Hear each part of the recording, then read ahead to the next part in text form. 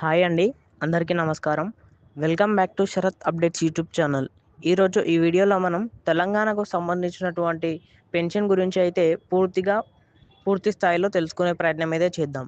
దీనికి మీరు చేయాల్సింది వీడియో పూర్తి వరకు ఎక్కడ కూడా స్కిప్ చేయకుండా చూడాలి. అలా అయితేనే మీకు వీడియోలో ఉన్న సమాచారం పూర్తిగా అర్థమవుతుంది. అలాగే వీడియో కొంచెమైనా ఇన్ఫర్మేటివ్గా అనిపిస్తే వీడియోని లైక్ చేయండి. లైక్ చేస్తే తెలియని వారికి కూడా మన వీడియో వెళ్తుంది.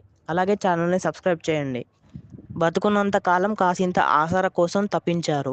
తీరా ఆ ఆశ తీరకుండానే చనిపోయాక వారికి పెన్షన్లు మంజూరు అయ్యాయి. దీంతో నివ్వెరపోవడం బాధిత కుటుంబాల వంతమైంది. గ్రేటర్ హైదరాబాద్ పరిధిలో కాప్రా సర్కిల్ 2022 పెన్షన్ కోసం పలువురు దరఖాస్తు చేసుకున్నారు.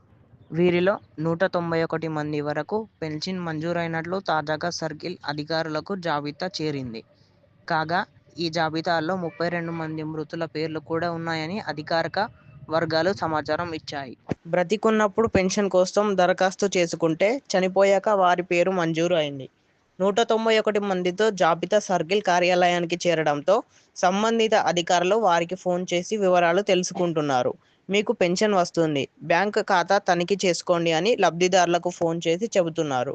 కాగా వారిలో కొందరు చనిపోయినట్లు వారి కుటుంబ సభ్యులు చెప్పారని అధికారిక వర్గాలు వెల్లడించాయి.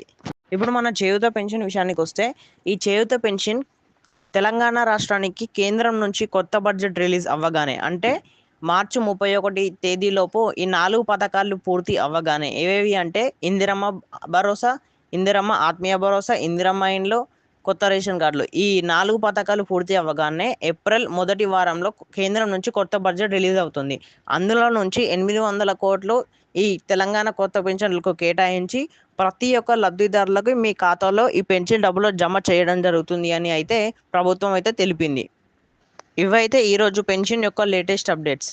ఇలాంటి వివరాలు మరెన్నో కావాలి అనుకుంటే మన ఛానల్ని సబ్స్క్రైబ్ చేయండి. సబ్స్క్రైబ్ చేస్తే నేను పెట్టిన వీడియో ద్వారా మీకు నోటిఫికేషన్ వస్తుంది. అలాగే వీడియో కొంచెమైనా ఇన్ఫర్మేటివ్గా అనిపిస్తే లైక్ చేయండి.